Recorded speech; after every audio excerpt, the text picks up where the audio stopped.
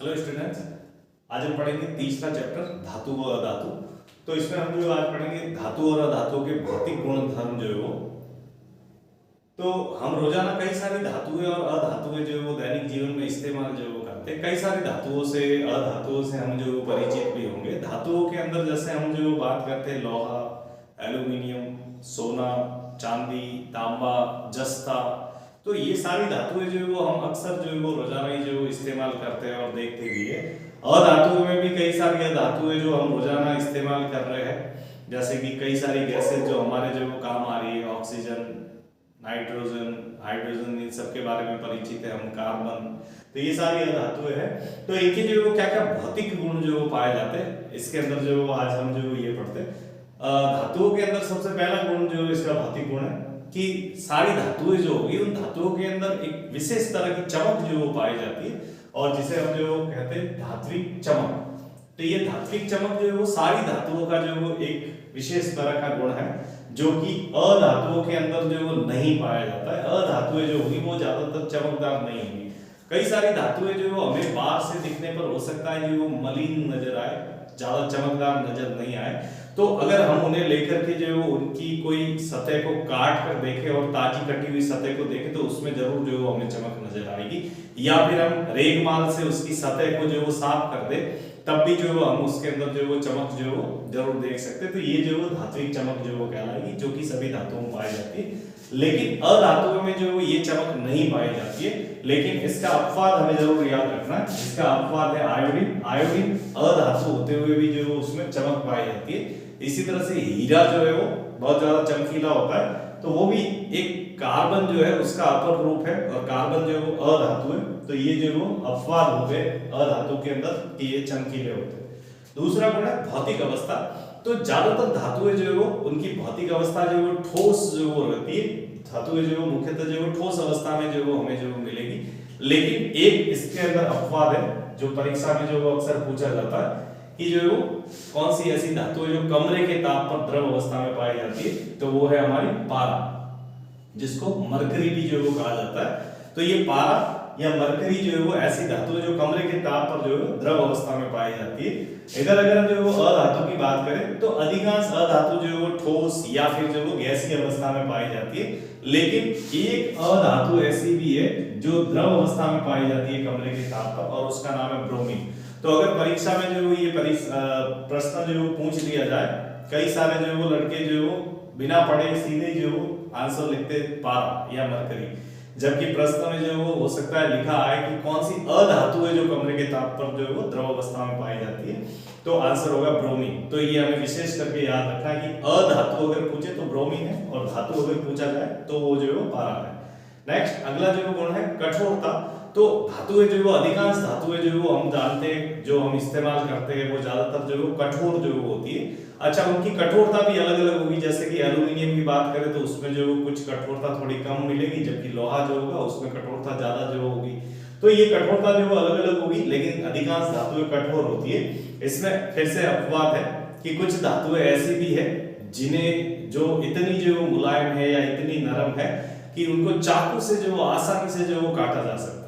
तो ये धातुएं जरूर हमें याद रखनी है। सोडियम, पोटेशियम, लिथियम, ये क्षारीय धातु जो है ये इतनी मुलायम होती है कि इन्हें चाकू से आसानी से जो काटा जा सकता है। तो ये मुलायम धातु है। अच्छा, इधर जो अधातुओं की बात करें तो अधातु जो है वो ज्यादातर जो कठोर नहीं होगी, वो अधिकांश मुलायम रहती है, नरम जो रहती है।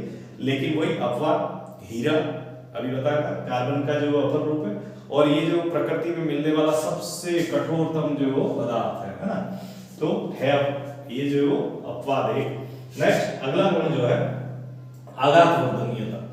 आघात वर्धनीयता किसे कहा जाता है? तो आघात वर्धनीयता वह गुण है जिसमें जो अगर धातु को अगर पीटा जाए तो पीटने पर वो जो फैल करके छद्दर में जो बदल जाती है, और इस गुण को जो नाम दिया जाता है आघात वर्धनीयता।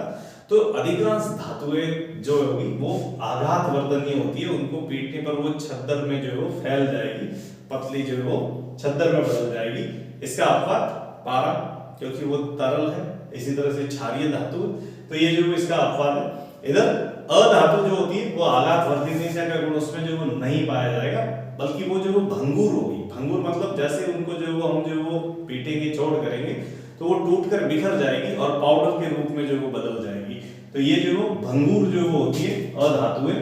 नेक्स्ट अगला है तन्यता। तन्यता वह गुण है जिसमें जो अगर धातुओं को जो खींच करके मशीनों की सहायता से उसको अगर खींचा जाए तो वो जो तार के अंदर जो पतले जो तारों के अंदर उसको परिवर्तित किया जा सकता है और इस गुण को जो नाम दिया जाता है तन्यता। और अगर जो धातुओं के अंदर जो बात करें तो सर्वाधिक जो तन्य धातु है वो जरूर हमें याद रखनी है, सोना, गोल्ड जो है वो सबसे तन्य धातु है। 1 ग्राम सोना जो होता है उस 1 ग्राम सोने से हम जो 2 किलोमीटर लंबा तार जो वो खींच के बना सकते हैं, सिर्फ 1 ग्राम सोने से सॉरी। तो ये इतने अधिकांश जो वो ज्यादा जो वो तन्य होती है, जबकि अधातुओं के अंदर तन्यता का गुण जो वो नहीं पाया जाता है। धातुओं के अगले भौतिक गुण जो है, धातु को अगर किसी ठोस सतह से जो टकराया जाए तो उसमें एक विशेष तरह की जो ध्वनि उत्पन्न होती है, एक विशेष तरह की आवाज आती है जो अक्सर हम जो सुनते हैं टन वाली जो आवाज है। तो इस गुण को जो वो कहा जाता है ध्वनिकता, यानी कि धातुएं जो होती है वो ध्वनिक जो होगी। कुछ धातुओं को छोड़ करके जो अपवाद है, पारा है, क्षारीय धातु है, उनमें ऐसी आवाज जो नहीं आएगी। बाकी अधिकांश धातुएं जो है उनको टकराने पर ध्वनिकता जो वो होने की वजह से वो विशेष तरह की आवाज उत्पन्न करती है। इसीलिए जो हमारे मंदिर के अंदर, स्कूल के अंदर जो घंटियां जो लगी होती है वो धातु की जो बनी हुई रहती है। लेकिन अधातुओं में ये गुण जो वो नहीं पाया जाएगा, वो ध्वनि जो वो नहीं होती। फिर अगला गुण धातुएं ऊष्मा की सुचालक जो वो होती है, यानी कि वो अपने में से ऊष्मा को जो वो आगे जो प्रवाहित होने देगी। इसके लिए एक सिंपल सी एक्टिविटी की जो अगर हम किसी धातु की छड़ जो ले लेंगे और उस धातु की छड़ पर हम मोम की सहायता से कुछ माचिस की तीली या फिर कुछ भी जो है वो इस तरह से जो वो मोम की सहायता से यहाँ पर अगर इनको चिपका दिया जाए और इसके एक सिरे को जो गर्म किया जाए तो हम पाएंगे कि धीरे धीरे जो है वो जैसे जैसे ये धातु गर्म जो होती जाएगी वैसे वैसे जो वो सबसे पहले ये जो तीली है वो नीचे जो गिर जाएगी। उसके बाद में कुछ देर बाद में ये तीली जो वो हमें नीचे गिरती हुई जो नजर आएगी और सबसे अंत में जो ये तीली जो गिरती हुई नजर आएगी। और इससे जो ये पता चल रहा है कि हमने धातु को गर्म किया था यहाँ पर, लेकिन ये ऊष्मा को जो वो धातु क्या कर रही है अपने में से आगे की तरफ जो वो दोनों साइड जो भेजेगी, जिसकी वजह से यहाँ लगी हुई तीली गर्म होने की वजह से मोम पिघल जाएगा और वो तीली नीचे गिर जाएगी। फिर ऊष्मा और आगे बढ़ेगी, यहाँ की जो है वो मोम पिघलने से ये तीली नीचे गिर जाएगी, फिर ऊष्मा यहाँ पहुंचेगी, तब ये गर्म होकर जो है वो मोम पिघलने से नीचे गिर जाएगी। तो इसका मतलब ये धातु जो है वो ऊष्मा को अपने में से आगे जो प्रवाहित होने दे रही है। तो इस तरह से धातुएं जो होती है अधिकांश वो ऊष्मा की सुचालक होगी। और इसमें अगर हम बात करें तो चांदी व तांबा ये जो वो ऊष्मा के जो वो सर्वोत्तम चालक होते हैं, सबसे बढ़िया जो वो चालक जो वो ये दोनों धातुएं होती है। इसीलिए जो वो अक्सर हम देखते हैं हम गीजरों के अंदर वगैरह जो पानी गर्म करने के बर्तन वगैरह जो होते हैं उनमें तांबा जो वो ज्यादा यूज में जो वो लिया जाता है। फिर और क्योंकि ये ऊष्मा की सुचालक होती है धातु, इसलिए हमारे घर के अंदर जो बर्तन जो होते हैं खाना बनाने के वो सारे के सारे जो वो धातुओं के बने होते हैं, ताकि हम जो ऊष्मा दे रहे नीचे से वो धातु में से होकर के जो भोजन तक जा सके और भोजन उसमें जो पक जाता है। तो यही कारण है कि धातुओं के बर्तन जो बनाए जाते हैं। सीसा यानी जिसे लेड भी कहा जाता है और मरकरी यानी पारा, ये दोनों जो वो ऊष्मा के जो वो हीन चालक होते हैं, थोड़े कम जो वो चालक होते हैं। फिर इधर अगर अपन बात करें तो अधातुएं जो होती है वो ज्यादातर जो वो ऊष्मा की और साथ ही साथ में विद्युत जो है उसकी भी जो वो कुचालक जो होगी। अपवाद के रूप में हम जो ग्रेफाइट की बात कर सकते हैं जो कि कार्बन का जो एक अपर रूप है और ये विद्युत का सुचालक होता है। बाकी अधिकांश जो धातुएं जो अधातुएं जो होगी वो ऊष्मा और विद्युत दोनों की जो कुचालक होगी। इधर धातुएं जो होती है वो विद्युत की सुचालक होती है, इसलिए जो वो हमारे घरों के अंदर जितने भी परिपथ बनाए जाते हैं उन सब के अंदर जो वो धातु के बने हुए जो वो तार काम में लिए जाते हैं, क्योंकि ये विद्युत के जो वो सुचालक होती है। फिर धातुओं का जो गलनांक और क्वथनांक जो होता है वो बहुत जो वो उच्च होते हैं। बहुत ज्यादा गर्म करने पर जो वो धातु ठोस से द्रव अवस्था में बदलेगी या द्रव से गैसीय अवस्था में जो वो बदलेगी। तो इनके गलनांक जो होते हैं वो जो और क्वथनांक जो होते हैं वो काफी ज्यादा जो उच्च होते हैं। लेकिन इसमें भी अपवाद जरूर याद रखना हमें, गैलियम और सीजियम ये दोनों जो धातु जो है इनका गलनांक बहुत ही कम होता है, केवल हमारे शरीर के तापमान जितना यानी कि अगर जो हम इसे हथेली पर रखे गैलियम या सीजियम को, तो ये आसानी से जो पिघल जाती है। तो इसका मतलब इनका जो गलनांक हमारे शरीर के तापमान से भी जो कम है, उसी तापमान पर ये जो पिघल रही है, द्रव अवस्था में आ रही है। तो इनको याद रखना है, गैलियम और सीजियम ये धातु जो है पर इतना इनका जो गलनांक कम है कि ये हथेली पर आसानी से पिघल जाती है। अधातु जो होती है उनका गलनांक और क्वथनांक सामान्यतः जो बहुत कम होता है, लेकिन हीरा अपवाद है जिसका गलनांक काफी ज्यादा जो उच्च होता है। और अंत में धातुओं का घनत्व जो होता है वो काफी ज्यादा जो उच्च होता है, सॉरी कम लिखा है, धातुओं का घनत्व जो है वो अधिक होता है, लेकिन अपवाद है सोडियम, पोटेशियम, ये धातुएं जो है इनका घनत्व जो है वो बहुत कम होता है। अगर इन्हें हम जो जल के अंदर डाल दें तो इनका घनत्व कम होने के कारण ये डूबेंगे नहीं, बल्कि जो वो तैरते रहेंगे। लेकिन दूसरी धातु को अगर डालें तो वो डूब जाएगी, क्योंकि उनका घनत्व जो है अधिक है। तो सोडियम और पोटेशियम ये अपवाद है, इनका घनत्व जो वो कम होता है। अधातुओं का घनत्व जो होता है वो अधिकांश जो धातुओं की अपेक्षा जो कम जो रहेगा। तो ये सारे जो थे वो धातु और अधातु के भौतिक गुण के बारे में जो बात हो गई। इनमें से जो एग्जाम के अंदर जो है वो अपवाद जो जरूर पूछे जाते हैं, या फिर परिभाषा है तो आघात, वर्धनीयता, तन्यता, ये जो कुछ परिभाषाएं पूछी जा सकती है। बाकी मोस्टली जो अपवाद जरूर जो वो छोटे छोटे प्रश्न एक एक नंबर के जो पूछे जाते हैं, तो इन्हें जरूर से याद रखें। आगे जो हम देखेंगे उनके जो रासायनिक गुण धातु और अधातु के। Thank you.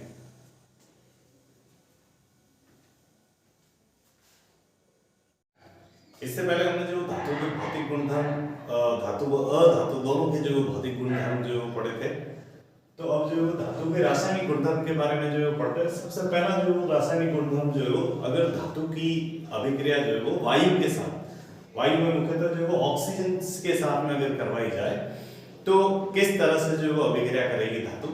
तो इसके लिए जो धातुओं को अगर हम जो ऑक्सीजन के साथ क्रिया करवाना चाहते हैं तो धातुओं को जो वायु की उपस्थिति में गर्म जो किया जाएगा। अगर जो हम अलग अलग धातुओं को वायु में जो गर्म करें तो हम जो देखेंगे कि जो अलग अलग धातुएं जो होगी वो अलग अलग तरह से जो क्रियाशीलता जो दर्शाएंगे। उनकी क्रियाशीलता की दर जो होगी ऑक्सीजन के साथ में वो जो अलग अलग जो होगी।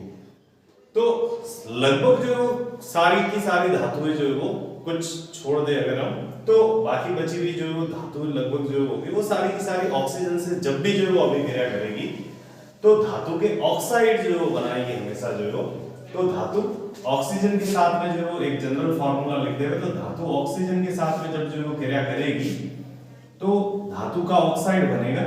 और ये जो धातु का ऑक्साइड बनेगा हमने जो सेकंड लेसन में पढ़ा है कि ये जो इसकी प्रकृति जो वो क्षारीय होगी, क्षारीय प्रकृति के जो ये ऑक्साइड जो बनते हैं। कुछ उदाहरण जैसे हमने सेकंड लेसन में भी जो पढ़ा था कि अगर हम जो फर्स्ट लेसन में जो पढ़ा था कि अगर जो हम कॉपर, तांबा जो है, उस तांबे को जो अगर हम वायु की उपस्थिति में यानी ऑक्सीजन की उपस्थिति में गर्म करें तो ये तांबा जो कि भूरे रंग का है वो जो हम देखेंगे कि उस पर काले रंग की जो परत बन जाएगी, क्योंकि जो कॉपर जो है वो वायु की उपस्थिति में गर्म हो रहा है। तो वायु यानी ऑक्सीजन से वो क्रिया करेगा और ऑक्सीजन इसके साथ में जुड़ जाएगी, तो धातु और ऑक्सीजन जुड़ गई और धातु का ऑक्साइड मतलब कॉपर ऑक्साइड जो है वो जो बन जाएगा, जो कि काले रंग का पदार्थ होता है। इसकी वजह से जो इसका भूरा रंग जो है वो काले रंग में जो बदल जाएगा। ठीक इसी तरह से अगर हम जो एल्यूमिनियम जो है उस एल्यूमिनियम को कुछ दिनों तक जो अगर हम जो खुला ऐसे जो रख दिया जाए तो धीरे धीरे एल्यूमिनियम की चमक जो हम देखेंगे कि धीरे धीरे जो कम हो जाएगी। तो वहां पर भी जो एल्यूमिनियम ऑक्सीजन के साथ में जो क्रिया करेगा और उस पर एक परत जो चढ़ जाएगी जो कि एल्यूमिनियम ऑक्साइड की होगी। धातु और ऑक्सीजन की क्रिया करने से धातु का ऑक्साइड एल्यूमिनियम ऑक्साइड जो बन जाएगा। अभी जैसा कि बताया कि ये जो धातु के बने हुए ऑक्साइड है वो जो प्रकृति में जो क्षारीय प्रकृति जो वो दर्शाते हैं, लेकिन एक जो अगर हम जो जैसे ये एल्यूमिनियम ऑक्साइड या जिंक ऑक्साइड की बात करें तो वो जो क्षारीय प्रकृति के साथ साथ में जो अम्लीय व्यवहार भी जो वो दर्शाएंगे। तो इन्हें हम जो नाम देंगे उभयधर्मी ऑक्साइड। ये इंपॉर्टेंट है, एग्जाम में जो आ सकता है। उभयधर्मी ऑक्साइड से आप क्या समझते हैं? कुछ उदाहरण जो एक उदाहरण लिखिए या दो उदाहरण लिखिए। तो देखिए उभयधर्मी ऑक्साइड मतलब वे ऑक्साइड जो अम्ल या क्षार किसी से भी जो अगर क्रिया करवाई जाए उसकी, चाहे अम्ल से करवाए चाहे जो क्षार से करवाए, तो अम्ल व क्षार से अभिक्रिया करने पर ये हमेशा जो है वो लवण और जल देंगे। चाहे इसकी अभिक्रिया अम्ल से करवाए तब भी लवण व जल बनेगा, चाहे जो क्षार से करवाए इनकी अभिक्रिया तब भी लवण और जल बनेगा। अर्थात ये जो अम्लीय और क्षारीय दोनों जो प्रकृति जो वो दर्शाएंगे तो इन्हें कहेंगे हम उभयधर्मी ऑक्साइड। इनके उदाहरण हैं एल्यूमिनियम ऑक्साइड व जिंक ऑक्साइड। यदि हम एल्यूमिनियम ऑक्साइड की अभिक्रिया एक बार अम्ल से करवाई जाए, हाइड्रोक्लोरिक अम्ल से, तो यहाँ का एल्यूमिनियम यहाँ के क्लोरीन से अभिक्रिया करता है और एल्यूमिनियम ट्राइक्लोराइड जो कि एक लवण बनाता है और साथ में जल बनाता है। इसी तरह से अगर जो एल्यूमिनियम ऑक्साइड जो है धातु का जो लवण बना है, तो इसको जो अगर जो हम धातु का ऑक्साइड जो बना है इसकी अभिक्रिया जो यदि हम जो वो क्षार से करवाए, सोडियम हाइड्रोक्साइड से जो अगर करवाई जाए, तो उस केस में भी जो ये एक लवण जो बनाता है सोडियम एल्यूमिनेट, यहां से सोडियम यहां से एल्यूमिनियम और जो ऑक्सीजन जो लेकर के ये सोडियम एल्यूमिनेट जो कि लवण बनाता है और साथ में जो वो जल जो वो बनेगा। तो देखिए हम जो दोनों ही अभिक्रियाओं के अंदर जो वो जब एल्यूमिनियम ऑक्साइड की अभिक्रिया हम अम्ल से करवा रहे तब भी लवण और जल बन रहा है, और इसकी अभिक्रिया क्षार से करवा रहे तब भी जो वो लवण और जल बन रहा है। तो लवण और जल हमने पिछली जो क्लासेस में जो देखा था कि जो लवण और जल तब बनता है जब उदासीनीकरण अभिक्रिया होती है, जब एक अम्ल क्षार के साथ में जो अभिक्रिया करता है तब जो बनता है। तो यहाँ पर अम्ल है और लवण और जल बन रहे, इसका मतलब ये क्षार की भांति व्यवहार करेगा, तो अम्ल और क्षार क्रिया करके लवण और जल बनाएंगे। यहाँ पर इस अभिक्रिया में जो हम क्षार के साथ जब इसकी अभिक्रिया करवा रहे तब जो ये अम्ल की भांति व्यवहार करेगा, तो इसलिए अम्ल और क्षार मिलकर के लवण और जल जो वो बनाएंगे। तो इस तरह से जो एक अलग जो अभिक्रिया में ये कभी अम्ल की तरह व्यवहार कर रहा है और कभी जो क्षार की भांति जो व्यवहार कर रहा है एल्यूमिनियम ऑक्साइड जो है वो। तो ऐसे ऑक्साइड जो कहलाएंगे उभयधर्मी ऑक्साइड, ठीक है, जो अम्ल या क्षार दोनों जो प्रकृति दर्शा रहे, अम्ल या क्षार दोनों में से किसी से भी अभिक्रिया करवाए तो लवण और जल ही जो बना रहे, तो ये जो उभयधर्मी ऑक्साइड कहलाएंगे। जिंक ऑक्साइड भी जो इसका एक उदाहरण है। फिर इस तरह से ये जो धातु के ऑक्साइड जो प्राप्त हो रहे हैं, ये धातु के ऑक्साइड जो वो जल में ज्यादातर जो वो अविलय जो वो रहेंगे, लेकिन इनमें से कुछ जो है वो जल में विलय हो जाते हैं आसानी से और उनको जो फिर क्षारक जो वो उसका निर्माण करेंगे। जैसे कि उदाहरण बात करें हम सोडियम ऑक्साइड जो कि धातु का ऑक्साइड है और सॉलिड है, ये ठोस है, जल में विलय हो जाएगा और सोडियम हाइड्रोक्साइड देगा। पोटेशियम ऑक्साइड जल में विलय हो जाएगा और पोटेशियम हाइड्रोक्साइड जो बनाएगा। तो ये इस प्रकार से जो वो जल में विलय होकर के इनके जलीय विलयन बनेंगे, ये जो वो क्षारक जो वो कहलाएंगे। हमने जो पीछे शायद पढ़ा भी है कि ऐसे क्षार जो जल में विलय हो जाते हैं उनको क्षारक कहा जाता है। तो ये जो धातु के ऑक्साइड बने हैं ये है तो क्षार, लेकिन जब जल में ये विलय हो रहे हैं इसलिए इनको क्षारक जो है वो कहा जाएगा। जैसा कि अभी हमने जो पढ़ा था कि अलग अलग धातुएं जो है वो ऑक्सीजन के साथ में अलग अलग जो है वो दर से अभिक्रिया करती है। तो जैसे अगर हम जो वो सोडियम या पोटेशियम की बात करें तो ये सोडियम और पोटेशियम जो है वो ऐसी धातु है जो वायु के साथ बहुत तीव्रता से जो वो क्रिया करती है, और अगर इन्हें जो हम खुले में जो रखें तो ये तुरंत ऑक्सीजन के साथ में जो वो क्रिया करके आग पकड़ लेती है। इतनी तेजी से ये जो अभिक्रिया करती है, इसलिए इन्हें सुरक्षित रखने के लिए और साथ ही आग लगने की खतरा जो है उससे बचने के लिए जो इनको जब भी जो वो रखा जाता है तो हमेशा जो वो केरोसिन में डुबा के रखा जाता है ताकि वायु से इनका संपर्क जो वो कट जाए और ये उससे क्रिया न कर पाए ऑक्सीजन के साथ। तो ये जो वो बहुत तेजी से जो वो क्रिया करने वाली जो वो धातु हो गई। इसके बाद में अगर हम जो बात करें कुछ धातुएं जैसे कि मैग्नीशियम, एल्यूमिनियम, जस्ता, लेड, ये सारी जो धातुएं हैं, ये धातुएं कमरे के ताप पर यानी सामान्य जो ताप है उस ताप पर भी जो वो बिना गर्म किए भी जो वो ये ऑक्सीजन से क्रिया कर लेगी और क्रिया करके धातु के ऊपर एक पतली सी जो वो परत ऑक्साइड की जो वो बना देती है। और इस प्रकार ये जो धातुओं की सतह पर बनी हुई जो परत है ये एक सुरक्षात्मक परत का जो वो काम करेगी, और ये धातु के ऊपर जो वो सतह पर बनी हुई ये सुरक्षात्मक जो धातु की परत है, ये जो परत बनी हुई है धातु ऑक्साइड की सुरक्षात्मक परत, ये उस धातु का और अधिक ऑक्सीकरण जो वो होने से रोकती है।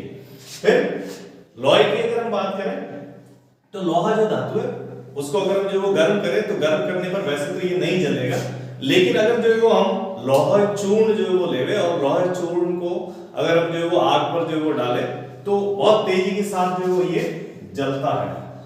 तो इसका मतलब ये जो है वो अभिक्रिया कर रहा है। तो तांबे को अगर जो गर्म करें तो ये जलता तो नहीं है, परंतु इस पर एक जो कॉपर ऑक्साइड की जो काले रंग की एक परत जो है रूप जो बन जाएगी। इसी तरह से सोना और चांदी जो है इन दोनों धातुओं को गर्म करने पर ये ऑक्सीजन से बिल्कुल जो क्रिया नहीं करेगी।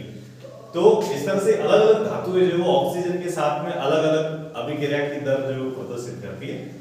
अगला है एनोडीकरण। एनोडीकरण अगर जो हम एल्यूमिनियम धातु जो है उसको ऑक्सीकरण से रोकना चाहते हैं, एल्यूमिनियम का और अधिक ऑक्सीकरण ना हो, एल्यूमिनियम धातु के ऑक्सीकरण को रोकने के लिए एल्यूमिनियम ऑक्साइड की एक मोटी परत जो है वो इस एल्यूमिनियम धातु पर चढ़ाने की प्रक्रिया जो वो कहलाती है एनोडीकरण। इस प्रक्रिया के अंदर शुद्ध एल्यूमिनियम जो है उसको एनोड की जगह पर रखा जाता है और तनु सल्फ्यूरिक अम्ल जो है वो डाल करके उसका विद्युत अपघटन जब करवाया जाएगा तो इसमें बनी हुई ऑक्सीजन जो होगी इस क्रिया के अंदर ऑक्सीजन बनेगी और वो ऑक्सीजन एल्यूमिनियम से क्रिया करेगी और एल्यूमिनियम ऑक्साइड की मोटी परत जो है उस एल्यूमिनियम धातु पर बना देगी। तो इस प्रकार जो एल्यूमिनियम धातु पर जो एल्यूमिनियम ऑक्साइड की मोटी परत बनेगी, इस प्रक्रिया को नाम दिया जाता है एनोडीकरण। दूसरी रासायनिक अभिक्रिया जो है वो जल के साथ जो हम पढ़ेंगे आगे। Thank you. तो इन उदाहरणों में हमने देखा कि जो ऑक्सीजन की अभिक्रिया जब जो धातुओं के साथ करवाई जा रही है तो ये धातुएं जो अलग अलग दर से जो अभिक्रिया कर रही है ऑक्सीजन के साथ में।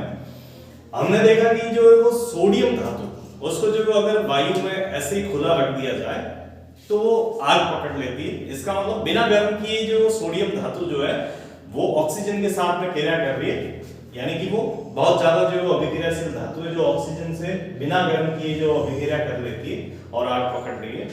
सोडियम के बाद में मैग्नीशियम धातु को अगर जो वो जलाया जाए यानी कि गर्म किया जाए तो जो वो ऑक्सीजन के साथ में क्रिया करती है और मैग्नीशियम ऑक्साइड का पाउडर बनाती है, दहन जो उसका हो जाता है। इसका मतलब सोडियम से थोड़ी कम क्रियाशील धातु है मैग्नीशियम, लेकिन अगर हम जो वो जिंक, आयरन, कॉपर, लेड इन धातुओं को जो जब जो क्रिया करवा रहे हैं ऑक्सीजन के साथ में तो इनकी अभिक्रियाशीलता दर का जो वो हमें पता नहीं चल पाता कि जो वो कौन सी धातु जो वो इनमें ज्यादा क्रियाशील है, कौन सी धातु जो वो कम क्रियाशील है। क्योंकि गर्म करने पर जो कॉपर जो वो ऐसे तो अभिक्रिया नहीं कर रहा, लेकिन पाउडर के फॉर्म में हमने देखा कि वो जो जलता है। कॉपर आग तो नहीं पकड़ रहा है लेकिन उस पर काले रंग की परत जो बन रही है। तो इनकी अभिक्रियाशीलता दर का जो हमें इनसे जो इस एक्टिविटी से पता जो नहीं चल पा रहा है, इसलिए इन धातुओं की अभिक्रिया हम जो वो करवाते थे जल के साथ में। तो दूसरी इनकी जो अभिक्रिया हो गई धातुओं की जल के साथ अभिक्रिया। अब अधिकांश जो धातु होगी, ज्यादातर धातुएं जो वो जल के साथ जब अभिक्रिया करेगी तो वो जो दो पदार्थ बनाएगी, दो उत्पाद बनाएगी, धातु का ऑक्साइड देगी और साथ ही साथ में जो हाइड्रोजन गैस जो वो उत्पन्न करेगी। अब इस प्रकार जो ये धातु के ऑक्साइड बनेंगे वो धातु के ऑक्साइड, कुछ जो धातु के ऑक्साइड होंगे वो जल के साथ में जो विलय होते हैं, तो जल के साथ में विलय होने पर वो जो वो धातु के हाइड्रोक्साइड के अंदर बदल जाएंगे, धातु के हाइड्रोक्साइड बना लेंगे। तो इनको जो वो सामान्य सूत्र के रूप में अगर लिखा जाए तो धातु जल के साथ में पहले अभिक्रिया करेगी जिससे धातु का ऑक्साइड बनेगा और साथ में जो वो हाइड्रोजन गैस जो वो बनेगी। ये धातु के ऑक्साइड जो बने हैं इसी अभिक्रिया के अंदर, वही धातु के ऑक्साइड जो जल में अगर विलय है तो वो जो धातु के ऑक्साइड जल में विलय होकर के धातु के हाइड्रोक्साइड में जो वो परिवर्तित हो जाएगा। अब हमारे बुक के अंदर जो एक क्रियाकलाप दिया हुआ है धातुओं की जो वो जल के साथ अभिक्रिया समझने के लिए कि कौन सी एक धातु जो वो जल के साथ ज्यादा अभिक्रिया कर रही है, तो धातुओं के कुछ सैंपल जैसे हम जो अगर ले ले sodium, potassium, magnesium, calcium, aluminium, iron, ये सारे जो सैंपल लेकर के कुछ बीकर के अंदर ठंडा पानी जो हम पहले जो वो ले लेते और इन ठंडे पानी के बीकर के अंदर एक एक करके जो अगर हम जो धातु जो वो डालें तो ये धातुएं जो है इनके सैंपल ठंडे जल में जो वो डालने पर सबसे पहले जो वो ठंडे जल में डालकर देखें कि कौन कौन सी धातुएं जो है वो ठंडे जल के साथ में अभिक्रिया जो वो करती है। तो ठंडे जल से अभिक्रिया करने वाली धातुओं में हम जो है वो जैसे जो वो धातु डालेंगे तो पाएंगे कि दो धातु बहुत तेजी के साथ में जो अभिक्रिया करेगी ठंडे जल के साथ में, और वो होगी सोडियम और पोटेशियम। तो ये पोटेशियम और सोडियम जो धातु है ये ठंडे जल के साथ में तेजी से अभिक्रिया करेगी, और हम जो है वो देखेंगे कि जो है वो धातु जो है वो पानी में डालने पर आग भी जो है वो पकड़ लेती है। और इसका कारण है कि धातु जो है वो ठंडे जल में जो अभिक्रिया करेगी धातु का ऑक्साइड बनाएगी, साथ में हाइड्रोजन गैस बन रही है, और हाइड्रोजन बहुत ही जो ज्वलनशील जो वो गैस होती है। ये अभिक्रिया जो हो रही है ये अभिक्रिया जो ऊष्माक्षेपी अभिक्रिया होती है, यानी कि इस अभिक्रिया के दौरान जो ऊष्मा भी उत्पन्न होती है, और चूंकि हाइड्रोजन जो है वो एक ज्वलनशील गैस है, वो थोड़ी ऊष्मा जो है पाते ही जो है वो आग पकड़ लेती है। तो ये उत्पन्न ऊष्मा जो है इस अभिक्रिया के अंदर जो बन रही है, ये ऊष्मा जो है वो बनने वाली हाइड्रोजन को जो है वो तुरंत आग जो है वो पकड़वा लेगी, और इस तरह से हाइड्रोजन गैस जो है वो प्रज्वलित जो होना शुरू हो जाएगी, जिसकी वजह से हमें जो है वो देखेंगे कि हम देख पाएंगे कि जो वो हाइड्रोजन ये जो वो सोडियम और पोटेशियम धातु जो वो आग पकड़ लेती है जल में डालने पर। तो इनका जो वो सूत्र इस तरह से अभिक्रिया जो हो जाएगी, पोटेशियम, ये पोटेशियम पानी में जो वो डाल रहे हैं हम जल के अंदर डालने पर पोटेशियम का हाइड्रोक्साइड यानी धातु का हाइड्रोक्साइड बनेगा, साथ में जल बनेगा। हमने ये जो समीकरण लिखा है ये समीकरण सीधा ही जो वो लिखा है, इससे सीधे ये बना लिया, लेकिन ये दो स्टेप में जो होगा कि ये धातु का जल के साथ जैसे अगर अभिक्रिया होगी तो इस तरह से जो होगी, ये धातु जो है वो पोटेशियम प्लस जल, पहले ये दोनों अभिक्रिया करेंगे, और इन दोनों के अभिक्रिया करने से पोटेशियम का जो वो ऑक्साइड बनेगा, धातु का ऑक्साइड बनेगा, K2O बनेगा पोटेशियम ऑक्साइड, और साथ में बची हुई जो हाइड्रोजन है वो गैस के फॉर्म में जो वो निकल जाएगी। और इस तरह से ये बना हुआ पोटेशियम ऑक्साइड जो है, धातु का ऑक्साइड जो है, वो अब जो है वो जल के साथ में फिर से जो वो क्रिया करेगा, और जब ये जो वो जल के साथ क्रिया करेगा तब जो वो धातु का हाइड्रो ऑक्साइड जो बनेगा 2 टाइम्स ऑफ KOH, तो ये जो वो बनेगा। तो इस तरह से ये अभिक्रिया जो संपन्न होगी सारी, लेकिन यहाँ पर हमने जो बिल्कुल इसको जो सीधे यहाँ से ये बना लिया, लेकिन ये दो चरणों में जो संपन्न होगी। तो इसी तरह से ये सोडियम भी पहले जल के साथ अभिक्रिया करके सोडियम का ऑक्साइड और हाइड्रोजन बनाएगा, और उसके बाद में सोडियम ऑक्साइड जल में घुलनशील होता है, तो जल के साथ घुल करके वो सोडियम हाइड्रो ऑक्साइड बना लेगा। इस प्रकार उत्पन्न जो हाइड्रोजन है वो भी ऊष्मा जो प्राप्त करते हैं, जो प्रज्वलित होकर के आग पकड़ लेगी। फिर इस एक्टिविटी के अंदर जो हम देखेंगे कि जो ये दोनों धातु है तो जो वो आग पकड़ रही है, लेकिन कैल्शियम धातु जो होगी वो धातु जो है वो कुछ समय बाद में, जैसे हमने जो वो डाला वो तुरंत अभिक्रिया नहीं करेगी, वो जो वो कुछ समय बाद में हमें जो नजर आएगी कि कैल्शियम धातु जो है वो पानी की सतह पर तैरना शुरू कर देगी। और इसका कारण जो ये होगा कि ये कैल्शियम धातु जो है वो जल के साथ जब अभिक्रिया करेगी, अभिक्रिया करने पर जो ये धातु ऑक्साइड और हाइड्रोजन गैस बनेगी, साथ में ऊष्मा उत्पन्न होगी। लेकिन यहाँ पर जो उत्पन्न ऊष्मा है वो ऊष्मा जो बहुत जो कम होगी, है ना, ये अभिक्रिया जो धीमी है, इसमें उत्पन्न जो ऊष्मा होगी वो इतनी जो पर्याप्त नहीं कि हाइड्रोजन गैस को प्रज्वलित कर सके। तो इसलिए जो ये हाइड्रोजन गैस जो बनी है वो नहीं जल पाएगी, तो वो धातु की सतह पर जो बुलबुलों के रूप में जो चिपक जाएगी, और हाइड्रोजन गैस क्योंकि जो बहुत हल्की होती है तो इसलिए जो ये धातु को जो वो क्या करेगी, सतह पर तैरना जो वो गहराना जो प्रारंभ कर देगी। यही कारण है कि ये जो वो कैल्शियम कुछ समय पश्चात जल पर जो वो तैरना शुरू कर देगा, और इसकी अभिक्रिया भी जो इसी तरह से होगी। ये कैल्शियम जल के साथ अभिक्रिया करेगा, कैल्शियम हाइड्रोक्साइड बनेगा, साथ में जो ये हाइड्रोजन गैस बनेगा, और इसी हाइड्रोजन गैस के बुलबुले की वजह से ये जो वो तैरना जो वो शुरू कर देगा। तो इन सारी धातुओं में से ये 3 धातुएं जो है वो ठंडे जल के साथ में जो अभिक्रिया करेगी, बाकी बची हुई धातुएं हम देखेंगे कि वो उनका जो कोई जो वो अभिक्रिया नहीं दर्शाएगी। तो अब इन धातुओं को लेकर के हम जो वो गर्म जो जल है उसके अंदर जो वो करते हैं, अब ठंडे जल की जगह जो हम बीकर के अंदर गर्म जल जो वो डालते हैं, और फिर इन धातुओं को जो वो डालकर देखते हैं कि क्या जो वो अभिक्रिया देती है। तो अभी हमने देखा धातु की ठंडे जल से अभिक्रिया करवाने पर केवल जो है वो सोडियम, पोटेशियम और कैल्शियम धातु अभिक्रिया करती है। तो अब अगर जो हम धातुओं को गर्म जल में जो वो जब डालेंगे तो हम देखेंगे कि जो केवल एक धातु जो है वो उसमें से वो जो वो अभिक्रिया करेगी गर्म जल के साथ में, और वो है मैग्नीशियम धातु। तो मैग्नीशियम धातु जो है वो गर्म जल जो है उसके साथ में अभिक्रिया करके वो कुछ समय पश्चात जो वो तैरना प्रारंभ कर देगी, जैसे कैल्शियम ठंडे जल के साथ में तैर रही थी, ठीक इसी तरह से मैग्नीशियम गर्म जल के साथ में जो अभिक्रिया करके और तैरना शुरू कर देगी। और उसका कारण भी वही होगा कि मैग्नीशियम जो गर्म जल के साथ अभिक्रिया करने पर मैग्नीशियम हाइड्रोक्साइड जो बनाएगी और साथ ही साथ में हाइड्रोजन गैस जो उत्पन्न करेगी। ये हाइड्रोजन गैस के बुलबुले जो बन रहे हैं वो प्रज्वलित नहीं हो रहे हैं, इसलिए वो जो मैग्नीशियम के साथ में चिपक करके और उस धातु को तैरना जो प्रारंभ कर देगी। तो यही कारण है कि मैग्नीशियम जो वो तैरना जो शुरू कर देगा। ये मैग्नीशियम जल के साथ क्रिया करके पहले मैग्नीशियम ऑक्साइड बनेगा, साथ ही हाइड्रोजन जो बनेगी। ये मैग्नीशियम ऑक्साइड जो बना है ये आगे जाकर के फिर से जल के साथ में जब अभिक्रिया करेगा तो मैग्नीशियम का हाइड्रोक्साइड बना देगा इस तरह से जो है वो। और इस मैग्नीशियम हाइड्रोक्साइड पर हाइड्रोजन गैस के बुलबुले जो वो चिपक करके उसको तैरवाते हैं। अब बाकी जो बची हुई धातु है वो न तो ठंडे जल के साथ अभिक्रिया कर रही है और ना ही जो है वो गर्म जल के साथ में अभिक्रिया कर रही है। तो अब हम जो है वो इनकी अभिक्रिया जो है वो भाप के साथ अगर करवाए तो हमें पता चलेगा कि ये जो किस तरह से जो इनकी अभिक्रिया जो हो रही है। तो धातुओं की भाप से अभिक्रिया करवाने के लिए चित्रानुसार हम जो है वो एक ज्वलन या क्वथन नली जो है उसके अंदर जो है वो धातु जिसकी अभिक्रिया करवानी है जल के साथ उसको ले लेंगे।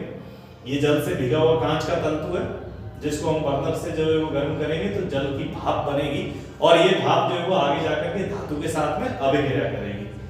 अब अभिक्रिया करने पर जो है वो अगर हाइड्रोजन गैस बनती है, जैसा कि हमने पीछे देखा है कि जो है वो धातु जल के साथ अभिक्रिया करवाने पर हाइड्रोजन गैस उत्पन्न हो रही है।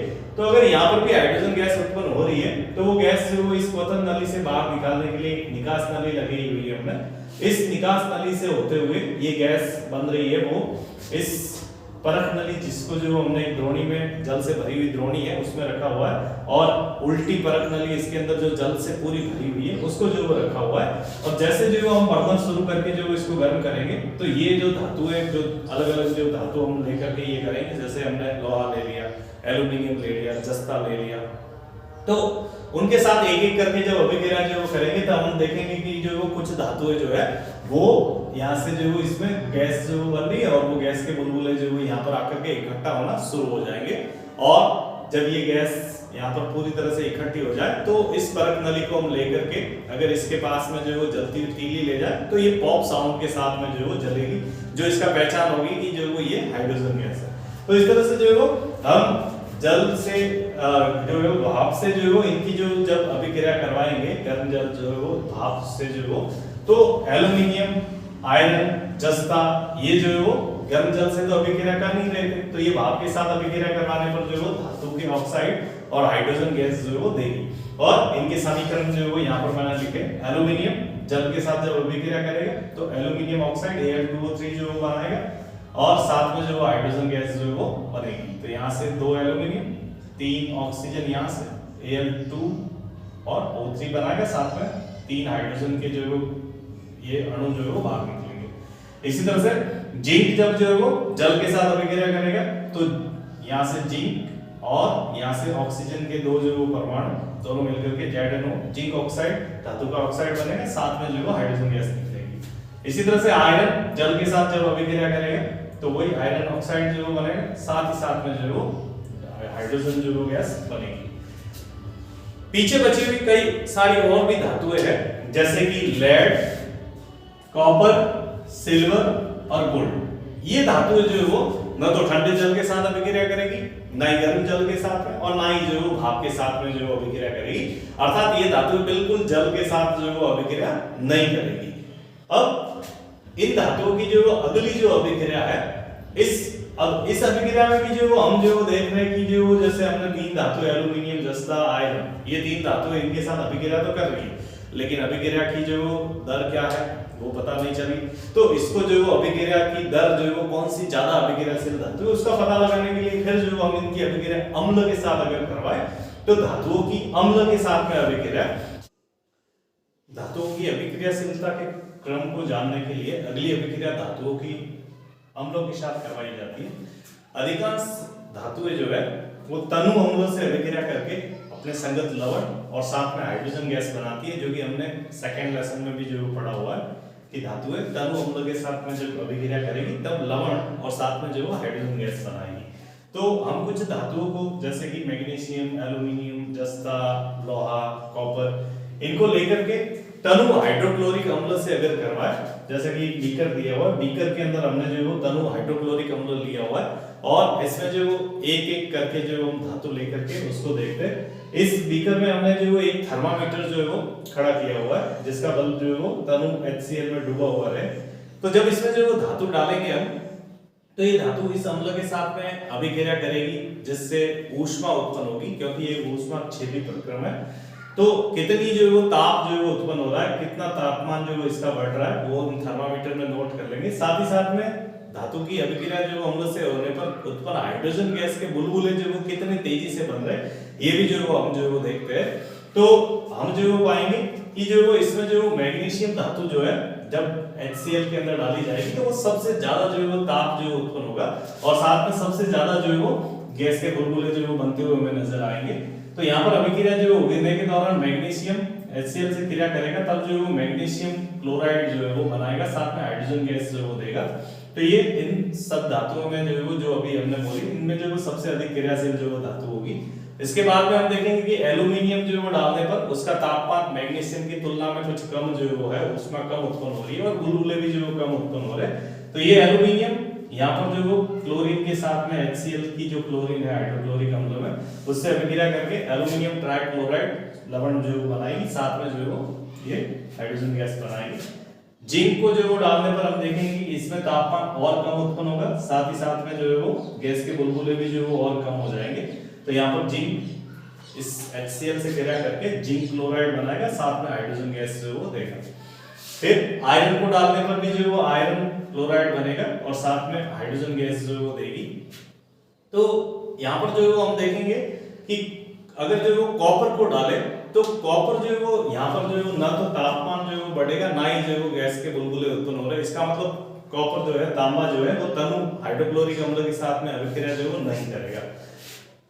तो ये इनकी जो है तनु अम्ल यानी कि हमने जो हाइड्रोक्लोरिक अम्ल के साथ में अभिक्रिया करके जो है वो देखी, तो ये धातुएं जो है अभिक्रिया करती है और हाइड्रोजन गैस जो है सब में जो है उत्पन्न होगी। लेकिन अगर जो हम धातुओं की अभिक्रिया जो नाइट्रिक अम्ल के साथ में करवाए, तो नाइट्रिक अम्ल जो है HNO3 जो है वो, क्योंकि ये जो प्रबल ऑक्सीकारक जो होता है, तो जब इसकी अभिक्रिया जब हम जो धातुओं से करवाएंगे तो हाइड्रोजन गैस जो हमें उत्सर्जन जो होती हुई जो दिखाई नहीं देगी। और इसका कारण ये है कि ये नाइट्रिक अम्ल जो है वो यहाँ पर हाइड्रोजन गैस का उत्सर्जन इसलिए नहीं हो रहा है क्योंकि नाइट्रिक अम्ल जो है वो जैसे ही अभिक्रिया करेगा धातु के साथ में तो हाइड्रोजन गैस तो बनेगी, लेकिन ये हाइड्रोजन गैस जो बन रही है उस हाइड्रोजन गैस का ये जो वो तुरंत ऑक्सीकरण जो वो कर देगा, क्योंकि प्रबल ऑक्सीकारक है। नाइट्रिक अम्ल चूंकि जो प्रबल ऑक्सीकारक है तो इसलिए जो इस अभिक्रिया के दौरान बनी हुई हाइड्रोजन गैस है उसका जो वो ये ऑक्सीकरण कर लेगा और जब जो वो हाइड्रोजन गैस का ऑक्सीकरण जब होगा तो ये जो वो जल में जो वो बदल जाएगा। इसलिए हमें जो वो ये हाइड्रोजन गैस यहाँ पर जो वो उसका उत्सर्जन होते हुए जो वो नजर नहीं आएगा।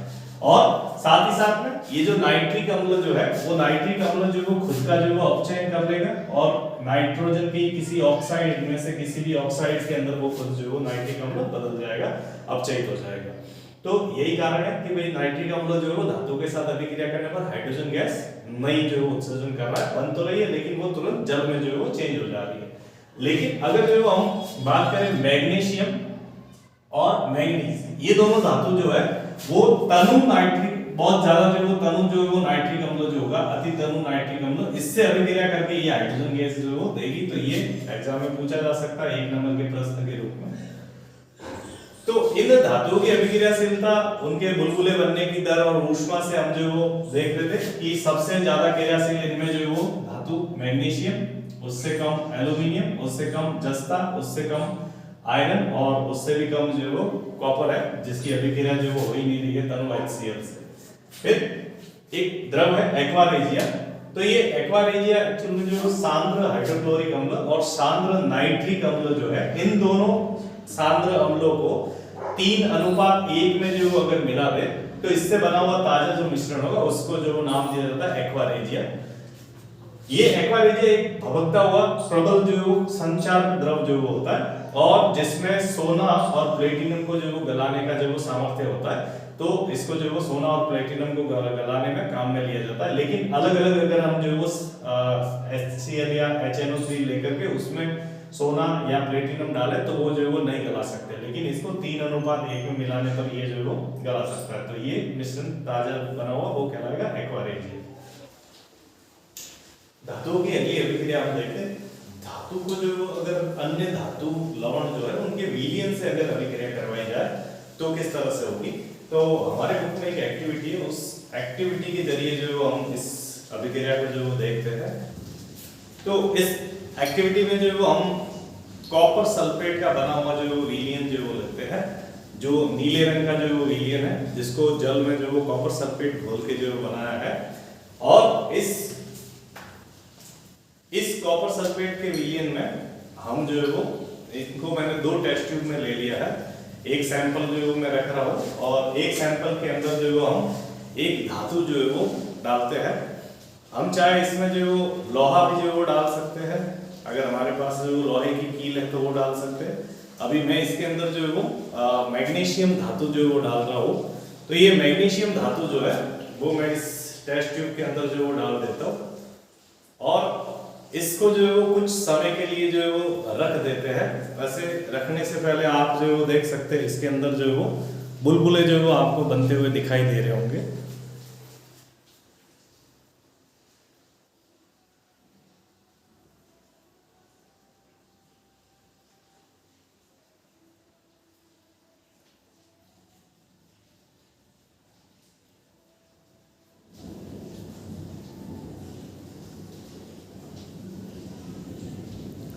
तो आपको इसके अंदर जो वो अभिक्रिया होती हुई जो वो दिख रही होगी, जिसमें एक गैस के बुलबुले जो वो बन रहे हैं और साथ ही साथ में आपको कुछ जो वो छोटे छोटे पदार्थ जो है कण वो नीचे गिरते हुए दिख रहे होंगे। अभी हम इसको जो वो रख देते हैं, इस विलयन को, दोनों विलयन को जो मैं कुछ जो टाइम के लिए रख देता हूँ, तब तक हम इसको जो समझते हैं, उसके बाद में इसको देखते हैं। तो जैसा कि हमने जो अभी क्रियाकलाप जो वो किया उसको जो वो अभी देखते हैं। तो हमने जो कॉपर सल्फेट का विलयन लिया जिसके अंदर ज्यादा क्रियाशील धातु जो हमने एक उसके अंदर जो मिलाई वो थी मैग्नीशियम। तो यहाँ पर जो समीकरण से हम समझते हैं मैग्नीशियम धातु जो कि अधिक क्रियाशील है बजाय कि कॉपर के, है ना। तो हमने कॉपर सल्फेट का विलयन लिया जिसमें कॉपर धातु जो है वो कम क्रियाशील धातु है और कम क्रियाशील धातु के लवण के विलयन के अंदर हमने अधिक क्रियाशील धातु जो मिलाई है मैग्नीशियम। तो ये अधिक क्रियाशील जो धातु है वो मैग्नीशियम जो है वो जो क्या करेगी, कॉपर सल्फेट के विलयन में से कॉपर को विस्थापित कर देगी और उसकी जगह स्वयं आ जाएगी, जिससे जो बन जाएगा मैग्नीशियम सल्फेट और ये कॉपर जो है वो हो जाएगी पृथक, है ना, अलग हो जाएगी उस विलयन के अंदर। इसी तरह से अगर जो हम आयरन सल्फेट का विलयन जो वो ले और उस आयरन सल्फेट के विलयन में अगर जो हम कॉपर डाल देवे तो ये अभिक्रिया जो संपन्न होगी ही नहीं। क्यों नहीं होगी? उसका जो वो कारण है कि जो वो ये कॉपर जो वो है कम क्रियाशील धातु आयरन की तुलना में, तो इसलिए कॉपर जो वो कम क्रियाशील होने की वजह से आयरन को जो वो विस्थापित जो वो कर ही नहीं पाएगी और ये अभिक्रिया जो वो नहीं हो पाएगी। तो इस तरह से इन अभिक्रियाओं के आधार पर ये जो विस्थापन अभिक्रिया है, इन विस्थापन अभिक्रियाओं के आधार पर जो है वो हम धातुओं की क्रियाशीलता का आसानी से जो वो पता लगा सकते हैं कि कौन सी धातु अधिक क्रियाशील है और कौन सी जो वो कम क्रियाशील है। तो धातु लवण के विलयन लेकर उनके अंदर जो वो हम धातु जो है दूसरी धातु जो वो डालेंगे और अगर अभिक्रिया होती है तो इसका मतलब जो धातु हम डाल रहे हैं वो जो वो अधिक क्रियाशील होगी। तो इस तरह से हम इजीली जो वो पता लगा सकते हैं जो वो कि कौन सी धातु क्रियाशील है, कौन सी जो वो कम क्रियाशील है। तो इस तरह से ये धातु लवण जो है उनके विलयन में धातु से अभिक्रिया होती है। नेक्स्ट सक्रियता श्रेणी। अब धातुओं को अगर जो वो उनकी क्रियाशीलता के घटते क्रम में यानी कि अवरोही क्रम में अगर जो वो लिख दिया जाए, व्यवस्थित किया जाए, तो इससे एक जो सीरीज बनेगी उस सीरीज को हम जो वो नाम देते हैं सक्रियता श्रेणी। तो जैसे कि जो हमने जो इससे पहले जो पढ़ा है कि सोडियम और पोटेशियम वो ठंडे जल में भी जो आग पकड़ती है, वायु के साथ भी जो वो ऐसे ही रखने पे वो क्रिया करती है। तो इनमें जो वो सबसे अधिक क्रियाशील धातु होती है पोटेशियम, उसके बाद में नंबर आता है सोडियम का, फिर कैल्शियम ठंडे जल से अभिक्रिया कर रही थी, मैग्नीशियम गर्म जल से जो अभिक्रिया कर रही थी, फिर उसके बाद में ये सारी गर्म जल से भी अभिक्रिया नहीं करती, भाप से क्रिया करती है। तो उनको जो वो अम्ल या फिर जो धातु लवण के विलयन जो है वो उनके अंदर डालकर पता करने पर पता चलता है कि एल्युमिनियम उस मैग्नीशियम से थोड़ी कम क्रियाशील है, फिर उससे कम जस्ता, फिर उससे कम लोहा, सीसा, हाइड्रोजन, कॉपर, मरकरी, सिल्वर और सोना। तो इस तरह से जो वो ये श्रेणी जो है वो अभिक्रिया के घटते क्रम में जो उनकी क्रियाशीलता के घटते क्रम में जो बनाई हुई है, इसको नाम दिया जाता है सक्रियता श्रेणी, जिसमें पोटेशियम सर्वाधिक क्रियाशील धातु है और सोना जो है वो सबसे कम क्रियाशील जो है वो धातु जो होगी इसके अंदर। तो ये जो है वो क्रियाशीलता श्रेणी के आधार पर हमने जो है इसको देखा। हमने जो है वो ये जो विलियन के अंदर डाला था जो है वो मैग्नीशियम कॉपर सल्फेट के विलियन में, तो आप देख पा रहे हो जो वो इस परख नली के अंदर जो वो हमने जो वो डाला था ये मैग्नीशियम धातु। इस मैग्नीशियम धातु की वजह से डालने से अभिक्रिया हो रही थी और यहाँ पर जो है वो हम देख सकते हैं कि जो है वो इसका रंग जो है वो चेंज हो गया, क्योंकि जो इसका रंग जो है वो क्रिया ये जो अभिक्रिया जो हुई जिसमें मैग्नीशियम सल्फेट, ये कॉपर सल्फेट जो था वो धीरे धीरे मैग्नीशियम सल्फेट के अंदर बदल रहा था और मैग्नीशियम सल्फेट के बनने की वजह से इसका रंग जो है वो हम देख पा रहे हैं हल्का सा जो वो चेंज हो गया, नीले से जो वो हल्का हरा सा जो हमको जो दिखाई दे रहा है। अगर हम इसको जो और लंबे समय तक रखते तो और भी जो अभिक्रिया जो दिखाई देती है।